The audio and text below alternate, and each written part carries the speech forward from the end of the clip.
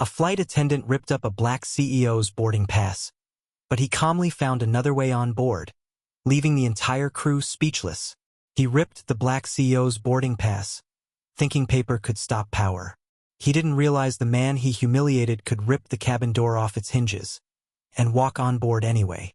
Subscribe if you believe arrogance always meets unstoppable authority. Not today, sir. The flight attendant sneered as he tore the boarding pass clean in two, the sound sharp and deliberate in the air. The thin strip of laminated paper split down the center, fluttering like a broken wing to the carpeted floor. For a moment, the noise of the airport dimmed, just for a moment, as Dr. Caden Maris stood frozen, his right hand still extended where the pass had been. The fluorescent lights above hummed with artificial calm, contrasting the tension that had suddenly crystallized in Gate 42. Caden's jaw clenched, but his eyes didn't flinch. His gaze met the flight attendant's, Red and Vale, who stood tall with an expression that dared confrontation. Vale's uniform was spotless, but there was a smugness under the surface, the kind that didn't come from professionalism but from unchecked entitlement. "You people always try to walk in where you don't belong," he added, quieter now, but with enough venom that the passengers nearby turned in their seats and looked up from their devices. A few gasped audibly. One man pulled out his phone and started recording, pretending to check his messages. Caden didn't speak right away. His fingers slowly curled into a fist, then released, his breath steady but cold. He wore a charcoal suit with subtle cobalt lining, tailored for presence and mobility, a symbol of control, not opulence. The collar of his shirt remained crisp even under pressure, and his eyes carried the weight of 1,000 boardroom battles and data wars. But this wasn't business. This was personal. The gate agent, seated behind the counter, hadn't even looked up properly when Caden first approached. She had mumbled something about a reassignment, while tapping distractedly at her screen. Caden had leaned forward then, voice calm but firm. "My name is on that plane in more ways than you know." But the response was already scripted, mechanical, indifferent. The moment passed, and then Vale appeared, sharp-nosed, rigid, and, apparently, ready for conflict. Now, with the boarding pass ripped and disbelief thick in the air, Caden took a step back. He surveyed the faces around him, most shocked, a few embarrassed, and a few clearly entertained. One teenager across the aisle smirked like he was watching a drama unfold. Caden met no one's gaze for long. He wasn't here for sympathy. He had flown this route before. He knew the pattern: escalation, silence, and then the inevitable forced compliance. "Not today. Sir, I'm going to ask you to step aside," Vale added, motioning to a nearby security guard. His voice had regained volume, bolstered by the fact that no one was intervening. Caden tilted his head slightly, the kind of subtle motion that masked 100 calculations. He could see the nearest exits, the cameras mounted overhead, and the guard's uncertain posture. He also knew exactly where this plane's internal maintenance access panel was, because he had designed the encryption protocols embedded in the fleet himself. Venaris 408 wasn't just a flight. It was a vessel secured by systems he had authored line by line, back when Dynamics was still a quiet tech firm hidden behind a false front in Arkellen City. Vale didn't know that. Neither did the gate agent or the captain waiting in the cockpit. And that ignorance, Caden realized, wasn't just procedural. It was systemic. For a brief second, a memory stirred. Years ago, an investor had once told him during a pitch meeting, "You're smart, Caden. Just don't try to fly too high. Not every door was built for you."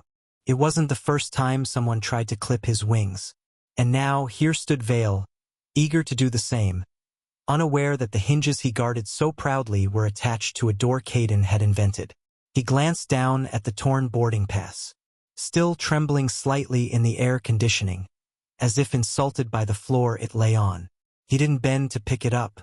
Instead, Caden straightened his shoulders, exhaled once, and took one last look at the aircraft through the thick terminal glass. The gate display still blinked. Flight Venaris 408, priority Alpha boarding. He didn't shout. He didn't plead. He didn't argue. He looked Vale directly in the eye. The smugness cracked for a brief second. Then Caden said, with a voice so calm it cut through the terminal's noise like a blade, "Then I'll find my own way on board." The moment the boarding pass tore in half, something shifted in Dr. Caden Maris, not in anger, but in calculation. He didn't argue, didn't protest. He simply turned, walked past the gate, and disappeared into the humming arteries of Merivac's Terminal B. Every step he took away from Gate 42 was deliberate. Behind him, Redden Vale still wore the smirk of a man who believed he'd just won a petty victory. But he had no idea what he had awakened. Caden's shoes echoed softly against the polished tile as he bypassed the commercial walkways and turned sharply into a restricted maintenance corridor. A lone security officer glanced up, but before any question could form, Caden produced a slim, triangular badge that glowed faintly blue under the fluorescence. The guard froze mid-sentence, his hand drifting away from his holster. Whatever that badge was, it was above his clearance level. He nodded once, stepped aside, and pressed a panel to let Caden through. No names were exchanged. No explanations given. The corridor beyond was cold, quiet, and dimly lit. Hydraulic pipes ran along the ceiling like ribs of a sleeping beast, and the smell of engine oil lingered faintly in the air. Caden moved as if he had walked this route before. In truth, he had, years ago, during a silent acquisition when Virexa had partnered with 4 aerospace firms to deploy biometric encryption locks across a series of next-gen aircraft, including Venaris 408. What the world never knew was that the software controlling those locks bore his fingerprints, every strand of code, every override function, every contingency. This wasn't rebellion. This was reclamation. He reached the hangar side of the loading bridge, where a brushed steel door blocked access to the aircraft's auxiliary galley. A biometric panel blinked red beside it, indicating lockdown. For any other man, it would have been the end of the line. Caden knelt slowly, unzipping the left pouch of his briefcase. He removed a chrome-plated device, roughly the size of a stapler, etched with a faint circuit pattern that pulsed like a heartbeat.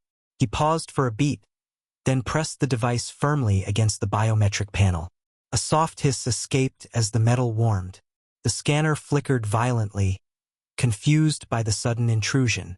For 5 seconds it resisted. Then, click.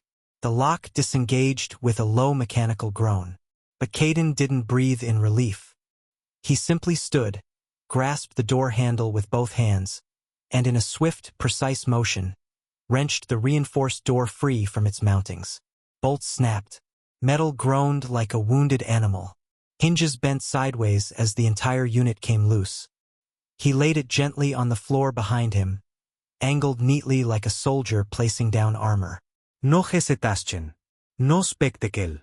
A technician across the hangar, hunched over a rolling toolkit, caught the moment and dropped his wrench. His jaw fell open. He just opened a sealed aircraft like it was cardboard. He whispered to no one in particular. But no one responded because no one else could move.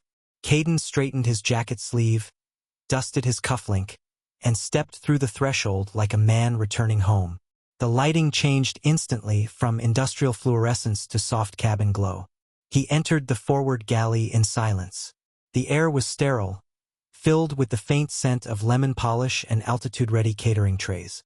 There was no alarm, no alert, just a deep hum of control panels, and the pulse of an aircraft that didn't know its master had returned.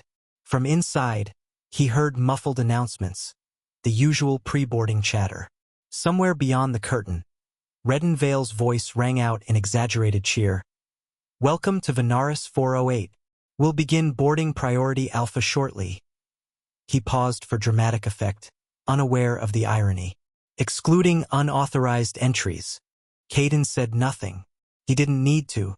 Instead, he walked forward, deeper into the aircraft, bypassing storage closets and crew compartments.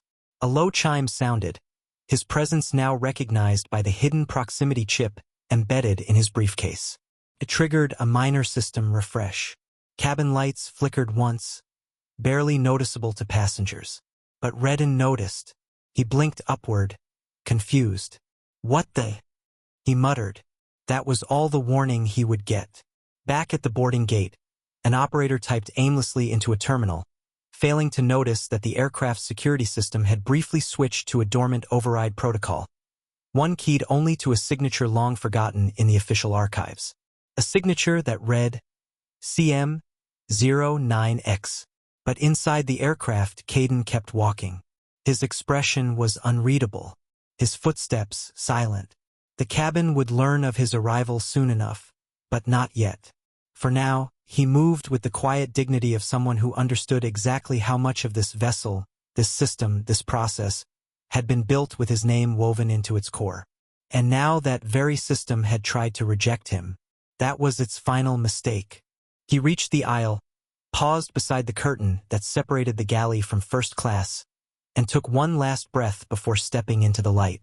No one denies me entry to what I helped build. The cabin lights flickered. A stutter of power rippled down the overhead panels, momentarily dimming the ambient glow. The passengers in first class looked up, confused, some thinking it was turbulence, others assuming a routine system check. But Reddenvale, the sharp-featured flight attendant with a firm grip on authority, froze mid-sentence. He had been midway through briefing the cabin on safety procedures, his voice practiced, condescending, authoritative, when that flicker cut his words in half. Something wasn't right. From the far end of the galley corridor, near the crew service station, a low hum rolled through the silence like the opening note of a threat. Redden turned toward the sound, his grip tightening on the intercom mic. The corridor beyond was dim, half-shadowed by flickering emergency lighting from the auxiliary systems. Then he saw him. Dr. Caden Maris stepped into view, unbothered. His walk was slow, deliberate, as though every step was calculated for maximum impact. He wore the same charcoal suit, but now it carried a quiet dusting across the sleeves from his passage through the maintenance corridor. Without breaking stride, Caden brushed 2 fingers along his cufflink and wiped the dust away. His expression was unreadable. There was no smile, no fury, just poise and presence. The murmur from the first-class cabin spread like a quiet wave. Passengers turned in their seats. Whispers floated. Is that the man from earlier? How did he get on board? Wait. Wasn't he denied entry? Redden blinked once, hard. You how? He sputtered, his mouth half open, eyes darting to the sealed entry doors he had been so sure were secure. Caden didn't answer. He didn't need to. Instead, he walked past Redden without so much as a nod and calmly lowered himself into seat 1A. The very seat Redden had so theatrically barred him from less than an hour ago. Crossing his legs, he straightened his collar and looked straight ahead, as if claiming a throne he had built with his own hands. Redden stepped forward instinctively, his voice caught between outrage and confusion. But before he could speak, Caden turned slightly, raising one finger to his lips. "Shoo," he said quietly, without turning his head. "It's your turn to listen now." The intercom crackled. "Cabin security breach. Please remain seated," the captain's voice declared, shaky and unsure. The words did nothing to calm the passengers. They only heightened the tension. 2 internal air marshals emerged seconds later from the rear cabin, fast and alert, hands near their concealed sidearms but not yet drawn. Their eyes locked on Caden as he remained seated, entirely composed. "Sir," one of them said with command in his tone, "we need to see identification. Now." Caden reached into his inner jacket pocket and withdrew a small metallic object no larger than a domino. He laid it on the tray in front of him and tapped its surface once. A soft blue glow pulsed across its edges, a federal clearance chip. Its serial number was instantly recognized by the marshal scanners. They exchanged a glance. One of them leaned closer. "He's not just a passenger," he muttered to the other. "He's part of the executive clearance network." Redden's face had drained of color. His knees weakened as he stepped back, nearly bumping into the beverage cart. Everything he thought he understood about control, about power, about who was allowed to sit in that seat was unraveling. The lead marshal straightened, his voice more respectful now. "Dr. Maris, would you like us to press charges for unlawful obstruction or discriminatory misconduct during boarding?" Caden turned to look at Redden fully for the first time since re-entering the aircraft. He held his gaze for several quiet seconds, long enough for the weight of consequence to settle on every shoulder watching. Then, with the faintest trace of finality in his voice, he replied, "Not yet. Let him finish the flight first. He'll need time to realize what he just destroyed." The lights flickered. It was subtle, barely more than a glitch to the average passenger. But to those trained in cabin systems, it was a quiet alarm. A reboot. A handover of internal control. Redden Vale froze mid-step near the front galley, a tray of sealed water bottles trembling in his grasp. The hum of the overhead lights dipped, then steadied, and something in the air shifted, like the quiet after a storm or just before one. Seat 1A, previously vacant by his own doing, now had a figure seated calmly within it. Dr. Caden Maris. The very man Redden had denied boarding just minutes ago now sat with one leg crossed, his fingers gliding across a sleek tablet screen. He didn't look up. He didn't need to. The message had been sent and received. Passengers in nearby rows leaned sideways, whispering in hushed tones. "Isn't that?" one asked. "How did he even get on board?" murmured another. Eyes darted to the cabin ceiling, where biometric scanner lights pulsed softly, no longer their usual blue, but now a rotating white, a sign of active override. Back near the coach section, Redden's hands were slick with sweat. He handed off the tray without a word and retreated to the service station behind row 12. His breaths came short, like someone who had just seen a ghost walk through a wall. He pressed a finger to his earpiece, but the intercom buzzed back with silence. The control panel, normally his point of authority, was locked out. "System reset in progress," read the tiny red text flashing in the corner. In first class, Caden tapped a series of encrypted commands. His satellite uplink connected with Virex's secure cloud node. Real-time data streams began uploading, high-frequency audio captures, camera pings, gate mic recordings, even temperature fluctuations tied to aggression markers. Every insult, every moment, every policy violation that had occurred since he first approached Gate 42 was now archived in a place no one could touch without judicial clearance. A faint reflection of himself blinked back from the tablet screen. And with it came the memories. A boardroom in 2011, an investor wagging his finger and saying, "Don't push too hard, Caden. People don't like loud disruptors." A Chicago terminal in 2015, 3 TSA agents demanding 3 forms of ID. A departure lounge in 2018, a gate agent calling security because he looked lost near the business class area. But this time wasn't about reminders. It was about record. Caden's jaw tensed as he tapped a final command, then leaned back in his seat.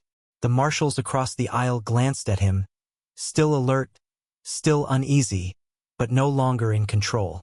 He gave them a polite nod. Then he sent a short message through a private app known only to 3 people on the planet. To Jareth Thorne. MSG Tribunal Brief. Activate. Timestamp. Gate 42. Meanwhile, at the rear galley, Redden's voice cracked. "He's bluffing. All of this, smoke and mirrors." His supervisor, a lean man named Craig Knoll, approached with concern. "You all right?" he asked. Redden shook his head, eyes darting. "He can't be who he says he is. I mean, you don't just bypass gates and override aircraft systems unless..." "Unless what?" Craig asked quietly, his gaze drifting toward the cockpit. "I don't know," Redden snapped, then lowered his voice. "Look, he's just some entitled executive. We've seen it before. They flash tech and act like they own the plane." Craig held out a small company tablet and tapped a screen. Live cabin camera feed. Feed log. Audio SYNC. Passenger ID logs. All showed Caden Maris's face, the override confirmation from Virex's systems, and a time-stamped alert reading. Passenger 1A, executive clearance verified. Do not interfere. Redden blinked, face paling. How is that even in the system? Craig answered with silence. From the forward section, a soft tone chimed. Notification of system stabilization. Cabin lights steadied. The aircraft cruised on, peaceful on the surface, But below that surface ran 1,000 encrypted wires of accountability. In seat 1A, Caden minimized his dashboard and closed his eyes for a moment. Not out of weariness, but calculation. He knew the real battle had only just begun. This wasn't about bruised ego or hurt feelings. It was about precedence. Proof. Permanent change. His fingers rested on the edge of his tablet once more, then hovered near the camera toggle. Document everything, he whispered to himself. Let the data speak before I ever need to. At the same moment, Craig stepped away from the galley and issued an internal message to corporate. Behind him, Redden leaned against the bulkhead, trembling, not just from fear, but from the dawning realization that something was happening far beyond the bounds of his control. Somewhere in the cloud, dozens of small red pins appeared on a map. Locations, incidents, data clusters. Varex's system had been listening long before today. But Flight 408 was the one that would finally go public. Back in coach, passengers leaned closer to their screens, rewinding what little footage they had managed to capture. One man, in row 17, watched the moment the cabin lights flickered, and noticed how the air marshal subtly shifted his body in response, leaning toward Caden like a subordinate awaiting instruction. In the subdued calm of 35,000 feet, where every word could echo through silence, a reckoning had begun. And in the galley behind row 12, Craig looked back at Redden one last time. He's bluffing, Redden muttered, sweating. But the cabin cameras had already sent their files. This time, I'm not walking away quiet. Redden Vale was the first one pulled off the aircraft. 2 uniformed marshals flanked him as he stepped down onto the tarmac, his face flushed and confused. His badge was gone, deactivated mid-flight, and the lanyard around his neck now hung empty, a silent badge of disgrace. He scanned the crowd ahead and froze. Standing just past the service vehicles were 2 high-ranking executives from Voltron Air's corporate office, a federal transport agent in a dark blue overcoat, and a press liaison holding a notepad and phone. None of them greeted him. No one shook his hand. The only movement came from the agent, who leaned toward him and said coldly, "Your response will be on record." Cameras snapped from a distance, catching every flicker of discomfort as Redden tried to explain, but found no words. The gravity of the moment finally sank in, but the worst had not yet begun. Inside the aircraft, Dr. Caden Maris remained seated in 1A. He sat motionless, watching the reflection of terminal lights gliding across the fuselage through the window beside him. Around him, the passengers were silent, not from fear, but from awe. They'd witnessed the reversal of power. A man once denied entry now sat at the apex of command, not through force, but through presence. The air marshals, who earlier questioned his credentials, now treated him with deference. One leaned in. "Sir, we're ready when you are." Caden nodded once. He stood, buttoned his blazer, and allowed himself a final glance at the first-class cabin. Rows of plush leather that had once been a battlefield for dignity. The spot where his boarding pass was torn now seemed distant, unimportant. Yet the sting of that moment still echoed in his chest. Every step he took now was not just a response, it was a reckoning. He turned away from the main aisle and exited not through the front ramp with the others, but through the same narrow stairway he had entered from earlier via the auxiliary maintenance hatch. It was a symbolic choice and an intentional one. The wind met him like a curtain parting for a man who no longer needed a stage. The marshals followed behind, maintaining distance as if escorting not a suspect, but someone who had just delivered an unexpected verdict. Reporters rushed forward from the press perimeter, shouting over one another. "Dr. Maris, did you really rip the aircraft door off? Are you filing charges against the crew? Is Voltron going to lose federal funding over this?" Flashes from cameras lit the evening like sparks against steel. The clamor rose until Caden lifted a single hand. Just one gesture. The crowd hushed, as though some unspoken current passed through them.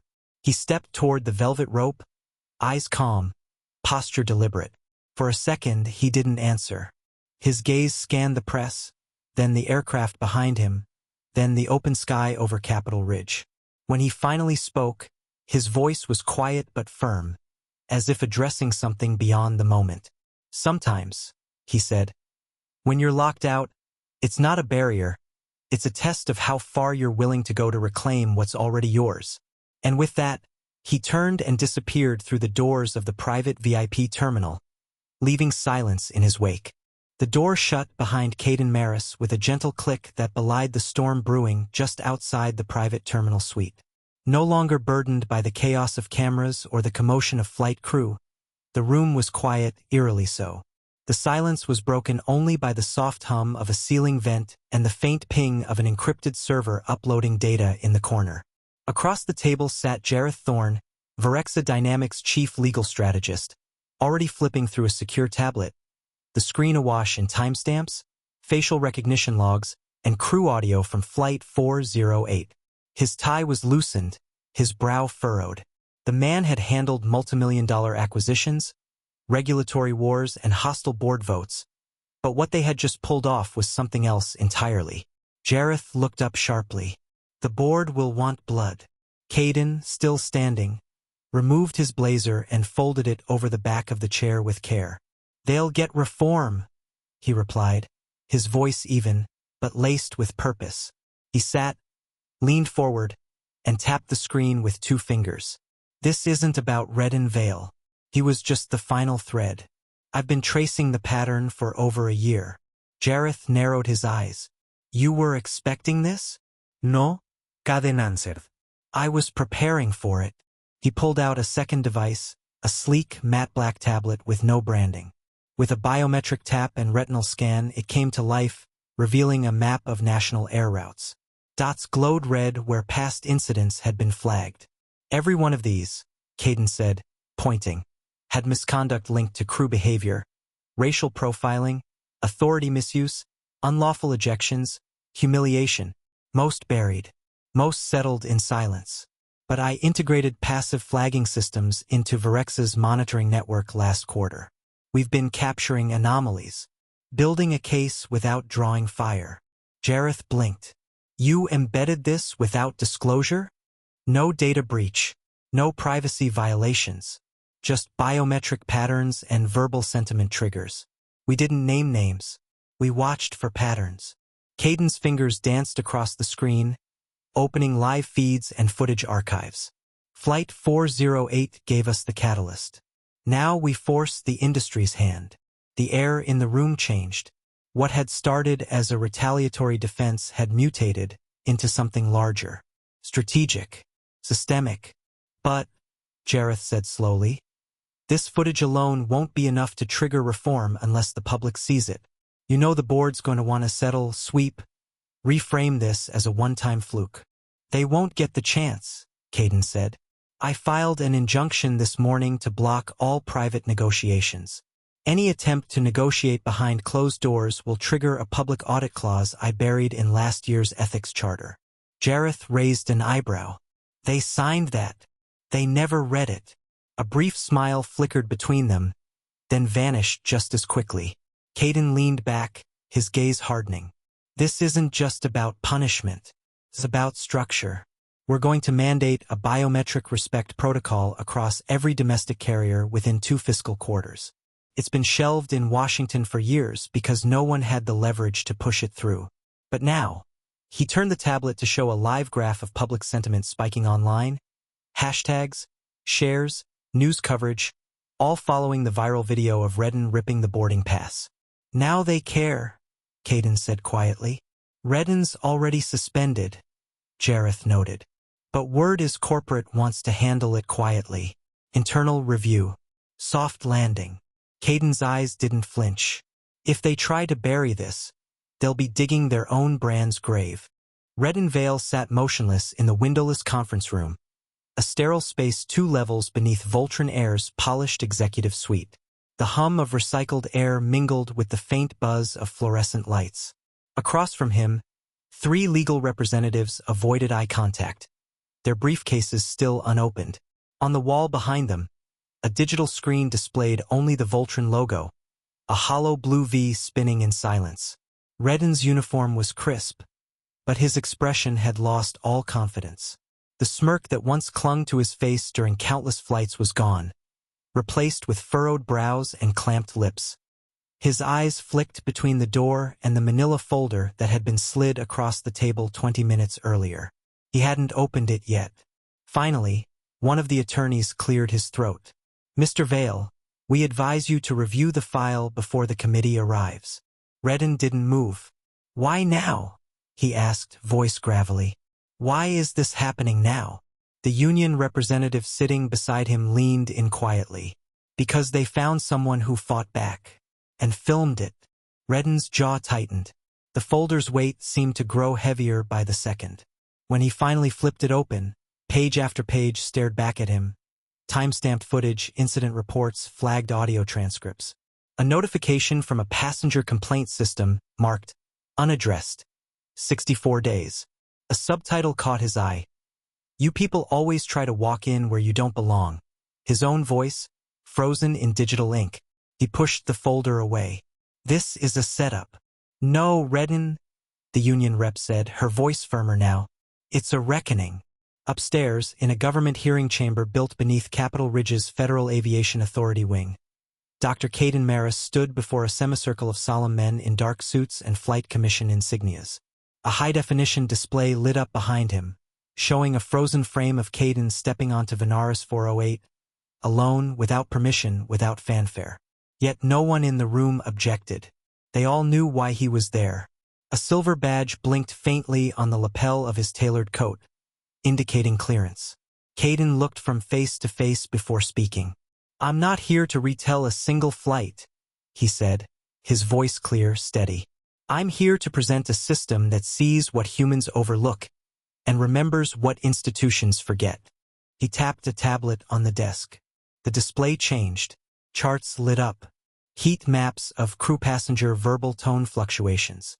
Biometrics matched with inflection stress. A breakdown of flagged interactions. "This," Caden said, gesturing, "is a pattern across 11 airlines, and it's not based on assumptions. It's data, captured in real time, correlated by biometric response, and translated into actionable alerts." An older man near the end of the panel leaned forward.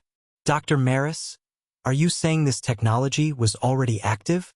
"No," Caden said. "It was dormant. I shelved it 3 years ago. There was too much political friction. Too many boardrooms afraid of what it might expose. But Flight 408 gave me what they never did, evidence and urgency." He paused. "And now it's ready," another panelist asked. "But if it had been active, would the incident have been prevented?" Dramatic irony hung heavy in the silence. Caden slowly looked toward the live feed behind him, where Redden Vale's voice played again, this time clipped mid-sentence. "You people always. I built the very system that could have stopped that moment from ever happening," Caden said. "And yet, that man tried to remove me from a plane I helped secure with my own code. They tried to block someone already inside the firewall." He turned toward the regulators now. "When they locked the door on me, they didn't stop me. They showed me exactly where to install the hinges next time." He laughed, certain the CEO would be delayed, unaware that every witness, every bolt, and every ounce of composure had already been accounted for in the plan. If you believe cruelty under a uniform always folds against precision and courage, hit subscribe now, because justice never waits. The headline exploded across every major platform before sunrise. Black CEO rips through airline protocol, and the actual door. No warm-up, no teaser, no buffer. Just the words themselves, loud and unflinching, framed beside a still from security footage capturing Dr. Caden Maris mid-stride, dusting off his sleeve as he walked into the galley of Flight 408. The image was seared into public consciousness before breakfast. By noon, millions had watched, rewatched, and debated every frame of the boarding incident from 6 different angles. In boardrooms and government halls alike, executives fumbled for a coherent response. Voltron Air's corporate crisis team met under red alert status, trying to downplay the breach, but their internal stock monitoring systems were already hemorrhaging value, 6% down and falling. Their public relations director, a gray-suited man named Jerome Phelps, barked orders into his earpiece. "We do not confirm he ripped the door," he said into one camera. But his voice cracked. The footage said otherwise. Meanwhile, Caden Maris didn't hide. He didn't need to. Standing before a polished mahogany podium at a press conference in Arkellan City, flanked by a simple banner bearing the words Virexa Integrity Initiative, he read from a prepared statement. His voice was steady, his face composed, but his eyes burned with restrained fire. "This isn't about one man in seat 1A, he said, his tone cutting through the room's silence. "It's about the next boy who grows up watching what happens when power meets prejudice." That single line detonated across social media like a seismic charge. Threads spiraled with personal testimonies. A retired teacher posted about being asked 3 times if she belonged in business class. A war veteran uploaded grainy phone footage of an attendant yelling at him for asking for help with his oxygen unit.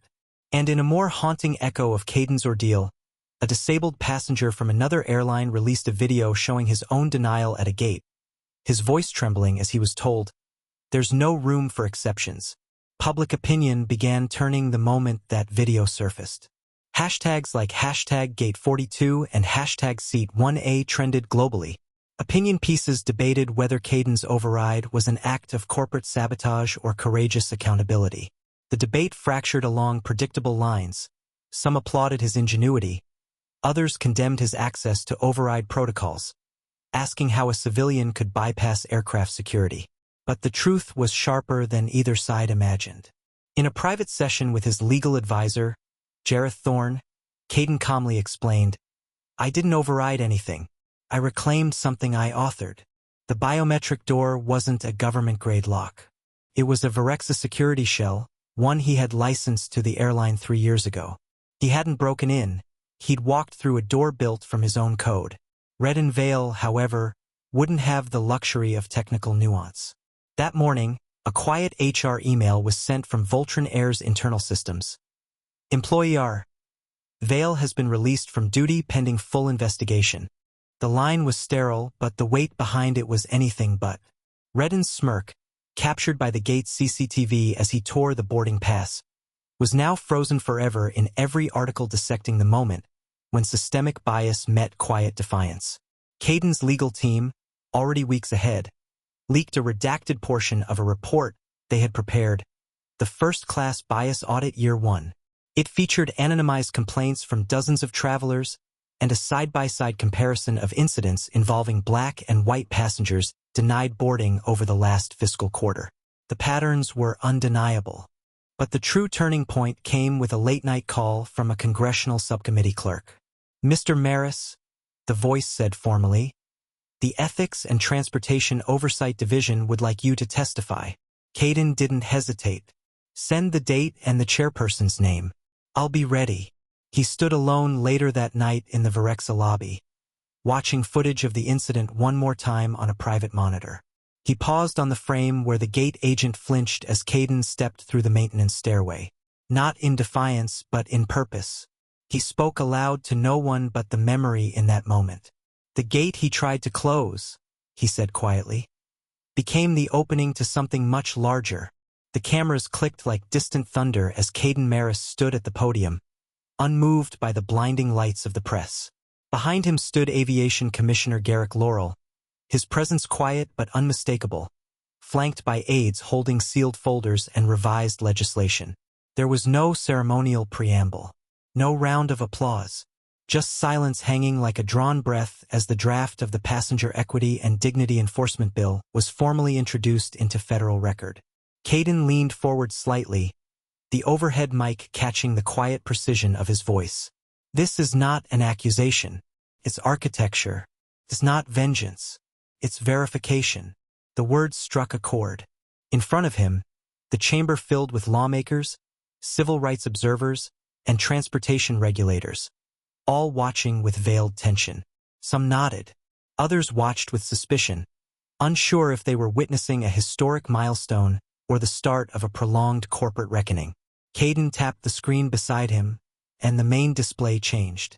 Frame by frame, he showed visual evidence from multiple flights, some publicly known, others quietly collected over the last 14 months. Each clip bore the same cold pattern. Dismissive tone, selective service, quiet humiliation. A black man ignored. A disabled boy rerouted. An elderly native elder asked to explain her seating twice while others boarded without question. The room shifted uneasily. Beside him, Commissioner Laurel cleared his throat and took over. We're no longer speculating. These aren't anecdotes. They're algorithms. The software behind this bill is real-time, biometric-enabled, and privacy-compliant. We aren't watching people. We're watching patterns. In the third row, a federal senator raised a hand. What safeguards prevent misuse of biometric data? Caden didn't hesitate. Full encryption.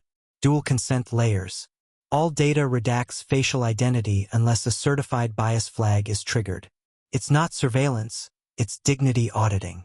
A long pause followed. Then Laurel added, it's also voluntary for now. But major carriers adopting this system will qualify for audit exemptions under the department's regulatory reforms. That turned heads. A silent incentive. A subtle pressure. A new compliance standard disguised as opportunity. Outside, the media frenzy continued. But back inside the chamber, the real moment happened quietly. A messenger approached Caden, slipping him a sealed envelope. It bore no return address, just a handwritten label. From a student who watched the news. Caden opened it with careful fingers. I'm 15. I saw the footage of what they did to you. I've never flown first class. I didn't think I ever would. But now I know that someone like me can walk through that door, because you showed how to open it. He read the lines twice, once with his eyes, once with his silence. No one noticed when he folded it and slipped it into the inner pocket of his suit, right where his ripped boarding pass used to be. A replacement, a reminder, a reason. Later that day, when a reporter cornered him outside the Capitol building and asked if he felt vindicated, Caden paused. The city's wind tugged gently at his coat as he looked over the skyline. Banners flapping, traffic humming below. The shadow of Vanaris Flight 408 now echoing far beyond its fuselage. Vindication isn't the goal, he said. Structural memory is. He turned to leave, but stopped one last time at the edge of the marble stairs. He thought of the ripped pass, the gleam of the aircraft door in his hands. The moment Redden Vale realized what he'd torn, and the ripple effect it created. He thought of systems that had shut him out, and systems that would now never shut out another boy who looked like him. And he whispered, just loud enough for the nearby camera to catch. The ripped boarding pass was paper, he later said. But the door I opened was made of everything they thought I had to leave behind. The moment the accusation reached national headlines, the atmosphere inside Varex's Arkellen City headquarters shifted like a barometric drop before a storm. It wasn't a press leak or a whistleblower that triggered it, it was a calculated maneuver. A headline appeared across 3 rival financial outlets. Biotech CEO endangered passengers with unauthorized aircraft entry, sources claim. The source, unnamed. The intent, unmistakable. Inside the penthouse boardroom, Caden Maris stood by the east-facing glass wall, overlooking the skyline where rain painted the windows like descending Morse code. Behind him, screens flickered with news alerts. The accusation didn't bother him, it fascinated him. He'd expected pushback, but not so soon. Not this coordinated. Do you know who leaked it? Asked Ezra Dunn, his security chief, seated at the board table, hands steepled. I have my suspicions, Caden said calmly. His voice carried the same steady confidence he'd used during congressional testimony. Larrick Stenton, Valorian Technologies. He's the only one who benefits if I'm forced into public defense instead of private reform. Ezra exhaled. We'll trace it. But Caden didn't turn from the window. Let them run their story. He moved toward his console and tapped in a rapid sequence. Surveillance logs from the day of the flight populated a wall-size screen. Biometric entry data, encrypted timestamps, heat maps of cabin movement, even the sealed correspondence between himself and federal safety advisors, letters dated 3 months prior, detailing the override systems he had built and registered under executive emergency protocols. None of what he had done aboard Flight 408 had violated clearance. But now, in the shadow of false accusation, The burden was not to justify his actions. It was to expose the desperation behind the smear. Within hours, a formal notice arrived. A federal inquiry panel would review Caden's actions for public transparency. No indictment, no charges, just a performance, a test of perception. Instead of retreating, Caden took the offensive. In a live-streamed briefing at Varex's press chamber, he stood at the podium wearing the same charcoal suit he had worn on the flight. "I've heard the questions," he said plainly. "Did I open an aircraft door without standard clearance? Yes. With biometric override approved by federal partners, documented in real time, and logged by the same systems now used to audit airline crew conduct." A reporter shouted, "But the door, ripping it off?" Caden didn't blink. "You're asking about a door. I'm asking why it was closed to begin with, especially for someone on the manifest." The room hushed. He continued, "I want to be clear. This isn't about ego. This is about protocol. And the difference between a breach and a breakthrough," he said, eyes locked on the camera lens, "is evidence." Behind the scenes, internal security teams prepared the next layer of response. They compiled a digital vault containing everything from satellite-linked bodycam feeds to timestamps proving Reddenvale had denied entry before the gate was ever officially closed. The footage showed Caden holding out his valid pass, Redden tearing it, and the racial undertones embedded in every slur uttered before the cameras ever flickered on. Foreshadowing loomed in the data. Multiple passengers had begun receiving contact from media outlets, suggesting someone was trying to find witnesses willing to claim Caden had forced entry recklessly. But each of those same passengers had already submitted verified affidavits through Varex's legal team. Later that evening, a secondary twist emerged. An anonymous executive at Valorian was caught attempting to purchase archived flight control logs from a junior IT subcontractor at the airline, a clear breach of data ethics. The trail led right back to Larrick Stenton. Quietly, Valorian's legal team reached out, offering a joint statement of misunderstanding. Caden declined. Instead, he sent a single email to a federal oversight contact he'd once mentored as a junior analyst. The subject line read, "Unsolicited doubt." Attached, "Unsolicitable truth." By the end of the week, the federal inquiry concluded with one sentence. All protocols observed within executive override authorization.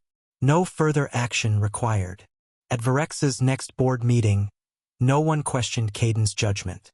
They asked for insights. His ability to turn friction into momentum had redefined leadership. Yet Caden wasn't celebrating. In private, he initiated a top-down review of Varex's own biometric clearance systems. "If I could get in without obstruction," he told Ezra, "someone else could try the same without the right reasons." He rewrote authorization tiers, limited override access to multi-tier authentications, and embedded a heartbeat recognition safeguard into next-generation access keys. Every line of code became a reflection of one truth: power should not be unaccountable, even when used justly. The whispers from rival companies didn't stop. But now, they sounded desperate, like someone hammering at a door that no longer opened from their side. And as Caden walked through Varex's innovation wing later that evening, past a hall lined with glass doors and biometric readers, he paused at one and smiled faintly at the irony. "The difference between a breach and a breakthrough," he told a nearby tech intern adjusting a scanner, "is evidence." The conference room's lights dimmed as the footage began to roll.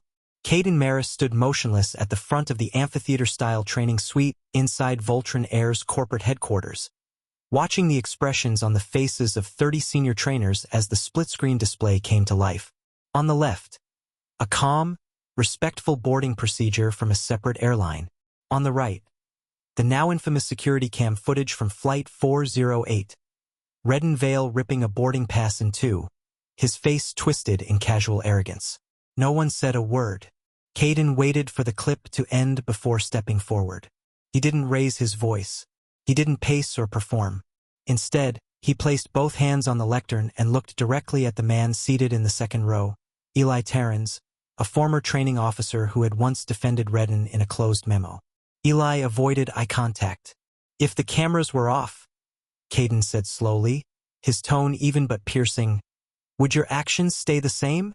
A thick silence followed. Not because they lacked answers, but because they suddenly weren't sure they liked them. He turned from the lectern and moved closer to the projection screen. The room was stark, metal paneling, padded chairs, and retractable desks lined in rows like an academic tribunal. Outside the soundproof windows, the skyline of Arkellen glimmered under a gray, humid sky. But inside, the pressure was heatless, psychological, controlled, precision-engineered. "This is not a lecture," Caden continued. "It's an unsealing." He tapped a remote. A series of case files populated the screen. Complaint logs, algorithm-flagged interactions, audit reports previously dismissed as anecdotal. As the system auto-scrolled, one entry highlighted read, "Dismissed complaint, passenger cited slur during gate dispute. Resolved with voucher." The trainer who'd signed off on the resolution was in the room. He visibly flinched. The Maris Protocol, as Caden introduced it, wasn't just a curriculum. It was a reckoning disguised as a mirror. It broke down biometric dignity, a term he coined to describe the measurable recognition of human worth at every checkpoint of interaction. His model didn't rely on empathy. It relied on proof. Sensor data, tone analysis, proximity responses. If a crew member's tone shifted disproportionately in front of black passengers, the system noted it. If heart rate spikes emerged during uniformed queries of minority travelers, the system archived them. Caden called it behavioral blackboxing, recording the soul of a moment, even if the moment passed without visible consequence. Someone finally spoke. A middle-aged trainer named Brent Halden, known for resisting software-based crew evaluations, raised his hand. "Sir, respectfully, what if this system gets it wrong? What if it flags someone unfairly?" Caden turned toward him, not with hostility, but with weary clarity. "Then it will be reviewed. Humans still decide the outcome. But if a pattern emerges," he said, pausing as he let the words settle, "then the pattern speaks louder than any excuse ever could." There was no rebuttal. At the back of the room, a reform-minded executive named Rowan Kieran watched the exchange. He was the one who had invited Caden into these walls, quietly, cautiously, and at great personal risk. For years, Rowan had tried to push for better training protocols, only to be blocked by budget fears and boardroom politics. Now, watching his colleagues listen in stunned silence, he realized something had changed. Not because the company had suddenly grown a conscience, but because the threat of irrelevance had finally outweighed the comfort of denial. The tension inside the seminar peaked when the final clip rolled. Redden's last recorded statement before his badge was deactivated. "He's bluffing?" the disgraced attendant muttered into his calm, not realizing the full scope of what was unfolding behind the scenes. A bitter silence followed. Caden muted the clip, turned to the room and said, "This is not about destroying people. It's about preventing this from becoming your next training example." He paused one last time. "Sometimes," he said, voice steady, eyes locked with the very system that once tried to remove him, "systems don't need to be burned down. They need to be shown what a working door looks like." The tribunal room had fallen silent weeks ago, but its echoes remained in the corridors of every airline boardroom in the country. As morning light filtered through the high windows of Virexa Dynamics Arkellen headquarters, Caden Maris reviewed the latest compliance rollout reports on a wall-sized display in his private office. The data pulsed in quiet rows: incident logs, de-escalation outcomes, biometric alerts. Numbers that once reflected pain were now becoming the evidence of progress. A soft knock broke the silence. Jareth Thorne entered, tablet in hand, his usual sharp demeanor softened by fatigue. "It's working," he said, tapping to bring up the newest federal report. "Passenger discrimination claims dropped another 7% this quarter. We're at 41% total since the enforcement rollout." Caden didn't respond right away. His eyes lingered on one particular file, an airline internal compliance alert titled Incident B-702. Passenger misdirection, private charter. The name flagged inside it made his fingers still. "Hijing Valley?" Caden asked quietly. Jareth nodded, adjusting his glasses. He took a ground operations role at a private charter outfit. Small firm. No union ties. But he rotated the screen. Even they flagged his background. He's labeled as a reform-triggering incident in 3 databases. Caden leaned back, his fingers tented under his chin. No legal follow-up? None from us. We held the line at tribunal as you wanted. No lawsuits. No press statements. Just the policy. Just the code. A long silence passed between them. Outside, aircraft engines roared distant reminders of a system in motion. He's not the story anymore, Caden said at last. The real story is this, he gestured at the screen. A blueprint being licensed to hospitals, school districts, private security firms. Places where bias used to hide in shadows. Now it pings red when someone raises their voice at the wrong kid, or scans past the wrong patient. Thorne smiled faintly. You didn't just build a defense system, Caden. You rewired an industry's nerve center. But Caden's expression remained unreadable. He walked to the glass wall of his office, overlooking the Arkellen skyline, hands folded behind his back. I never wanted this to be about vengeance, he said. I wanted the system to prove it could grow. He recalled the look in Redden's eyes the day he was escorted off the plane.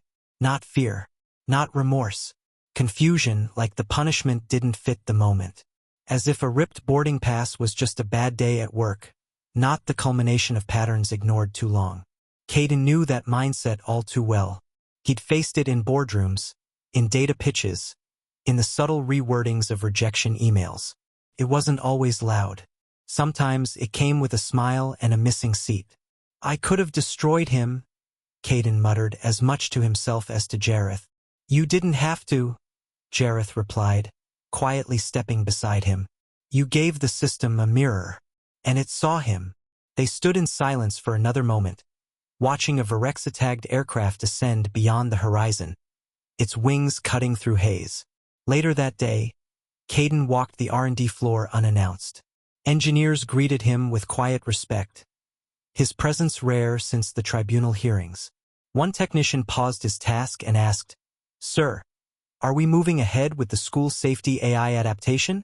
Caden considered, then nodded. Yes, but make sure the consent protocols stay visible. Visibility is part of dignity. That night, alone in his apartment, Caden sat by the window, sifting through physical letters the office still received. One caught his attention. No return address, neatly printed in young handwriting. Mr. Maris, I saw what you did on the plane. Not the door part, the rest. The way you made them listen. My teacher showed us the video in civics class. For the first time, I believe someone who looks like me can walk through any door, because you showed how to open it. He placed the letter down, staring at the words. His breath caught, not in pride, but in recognition. The story hadn't ended with a confrontation. It had only just begun spreading. The following week, a media outlet tried to resurrect the story, framing it as elite tech CEO bypasses aviation security. They didn't know Caden had quietly submitted every security clearance, every override log, to federal review boards. Not one breach flagged. Instead, his transparency had earned the software a government contract. The same access they once accused him of abusing was now saving lives. Real-time alerts had stopped 6 escalation incidents on the ground in just the last month. One flagged a crew member before a passenger even stood up. Still, not all voices applauded. A former executive from a competing firm began planting whispers that Caden's reforms were performative, that his actions skirted protocol.